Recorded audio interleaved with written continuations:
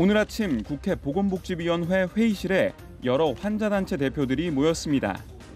어제 서울대병원을 시작으로 오늘은 대한의사협회 차원의 집단 휴진이 예고된 상황에서 환자들의 목소리를 듣기 위해 마련한 자리입니다.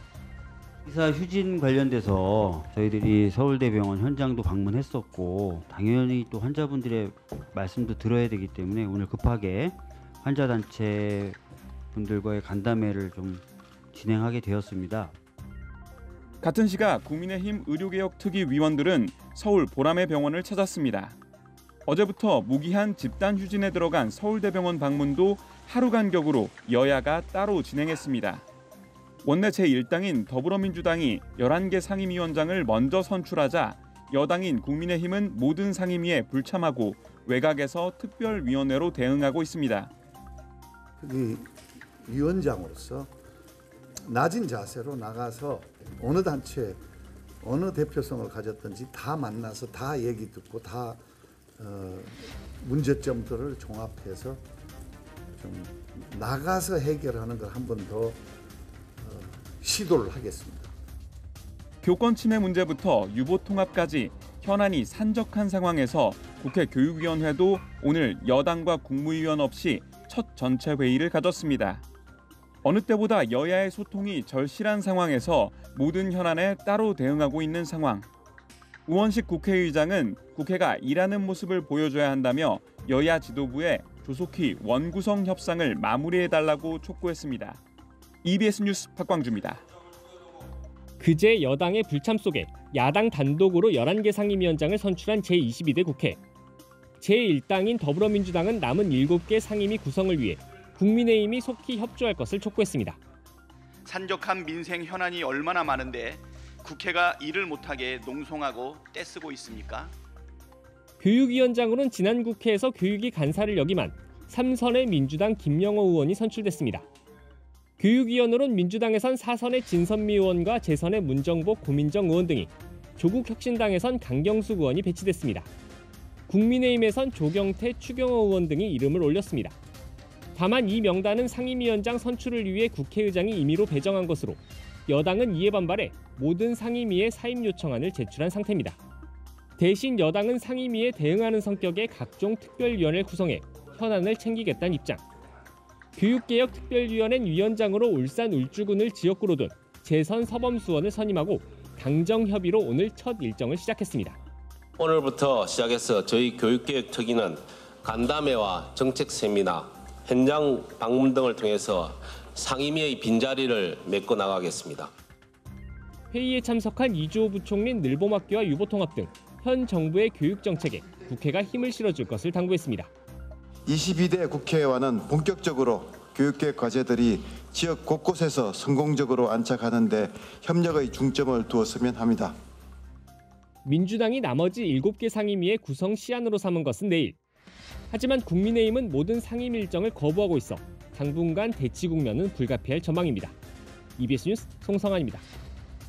서희초등학교에서 일하던 새내기 교사가 숨진 사실이 알려진 뒤 전국에서 수십만 명의 교사들이 교권 회복을 호소하며 거리로 나왔습니다. 교권 상법, 이론 통과, 9월 국회 의결하라! 국회도 진통 끝에 교사의 정당한 교육 활동은 아동학대로 보지 않는다는 내용 등을 담은 이른바 교권보호 4법을 통과시켰습니다. 하지만 최근 이뤄진 설문조사에서도 교사 10명 중 8명은 정서적 아동학대로 고소당할까 봐 걱정해 본 적이 있다고 답했습니다. 결론은 선생님이 자신의 생활지도가 아동학대에 해당하지 않는 정당한 교육활동이라는 것을 입증해야 하는 상황입니다.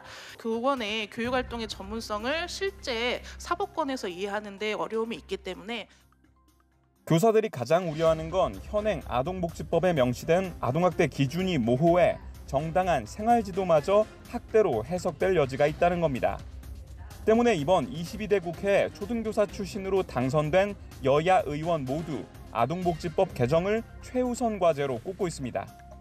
먼저 교총회장 출신의 국민의힘 정성국 당선인은 정당한 교육활동을 학대로 보지 않도록 아동복지법을 개정해야 한다고 말합니다. 교원의 정당한 교육활동과 학생생활 지도는 아동학대로 보지 않는다. 이게 아동복지법에도 명시가 되어줘야 된다는 뜻입니다.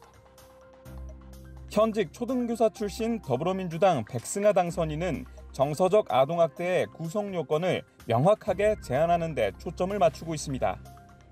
정서적 아동학대 구성 요건을 구체화하고 명확화하는 방향으로 개정해서 교권사법 개정 이후에도 여전한 아동학대 고소고발의 남발을 줄여나가야 합니다. 두 당선인 모두 국회 교육위원회를 상임위로 지망하고 관련 법 개정을 위한 채비에 나섰습니다. 교권 회복이라는 요구 속에 국회에 진출한 초등교사 출신 당선인들이 합리적인 법 개정을 통해 교육 현장 정상화를 이룰 수 있을지 주목됩니다. EBS 뉴스 박광주입니다. 제22대 국회가 정식으로 개원했습니다.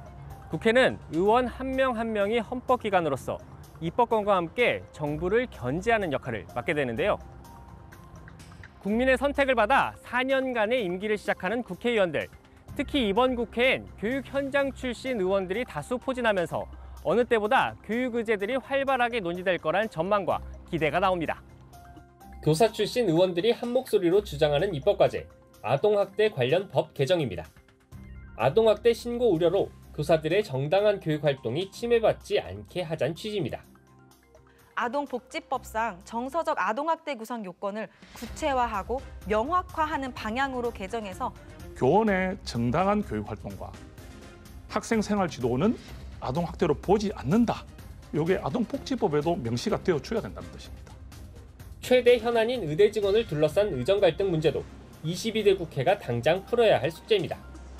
의료계 안팎에선 새 국회에 의대 증원 문제를 객관적으로 토의할 수 있는 협의체를 구성하는 등 중재를 요청하는 목소리가 나오는 상황. 국회 내 합의 기구를 설치하여 모든 가능성을 열어놓고 충분히 논의해 주십시오. 정책은 여야 합의를 거친 법안을 통해 합리적으로 추진되도록 해주십시오. 여야 가릴 것 없이 의료계 출신이나 의료 취약 지역을 기반으로 둔 의원들을 중심으로 적극적인 중재 움직임에 나설 것이란 전망도 나옵니다. 의대 정원 문제를 잘 풀어가는 하나의 단초로서 의과대학이 없는 소외 지역에 대한 어떤 과학적인 정원 배분, 이런 부분 저희 지금 상황에서도 저는 오히려 논의할 수 있는 지점이다.